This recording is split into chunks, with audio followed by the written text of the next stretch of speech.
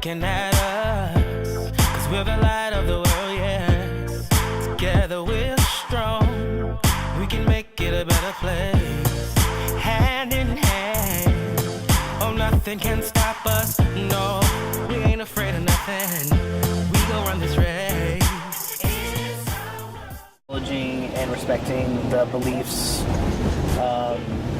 norms, and values of one's culture. Common that unifies a group of people. Community means when you have not only just your own people, but you have every race, every skin tone coming together. Community is involving people from all levels of society, whether it's high class, middle class, low class, and all being sympathetic towards the same issue. There is, to me, a community of like-minded people. You're part of something bigger than yourself, and gives you like a sense of belonging. Here in America, they try to give us a culture of, being thugs and, drug abusers and, helpless and illiterate. That's not true. That's something that most folks might think of is the culture. So it can be careful. We got to be careful when we're talking about culture. And I was placed with foster parents that came from the mainland or America and didn't hold the same values or traditions or beliefs as I did. And then I was banned from dancing and from chanting and from singing.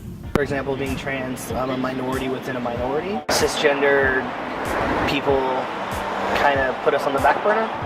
So our mental health needs are like, oh, hush, hush, like we're not dealing with that. East Asian culture, and it's like having a mental health is very stigmatized. I feel like there's not a lot of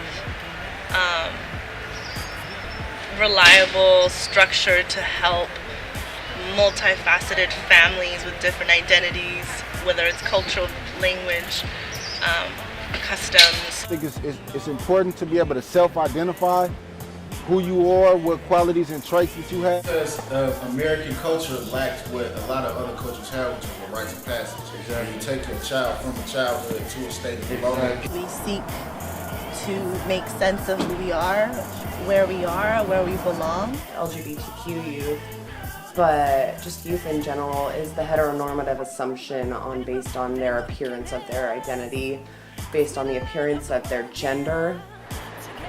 Of course, some of the barriers are income and access to information and systems, because in order to change stereotypes or in order to break down barriers, folks have to be able to move freely.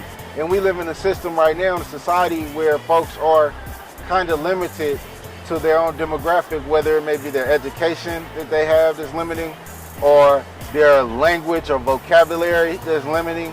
I think it's important that we build partnerships in the community that allow us to learn across barriers, across culture.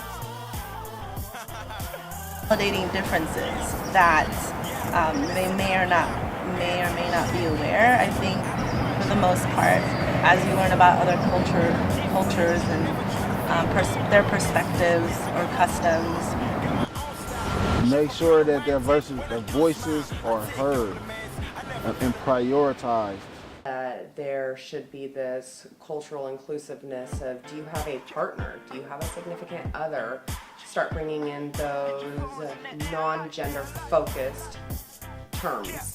For systems to be open-minded and validate what someone kind of brings when they meet a new family, or being non-judgmental, not jumping to conclusions, and just having that open perspective.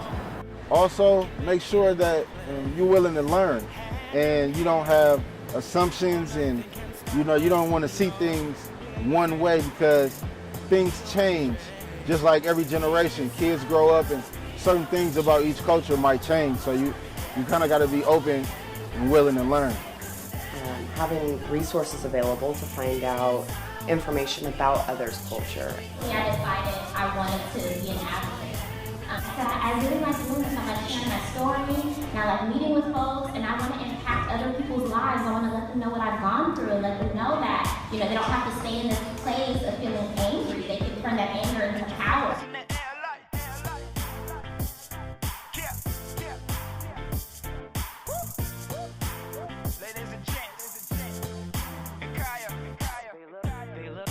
Looking at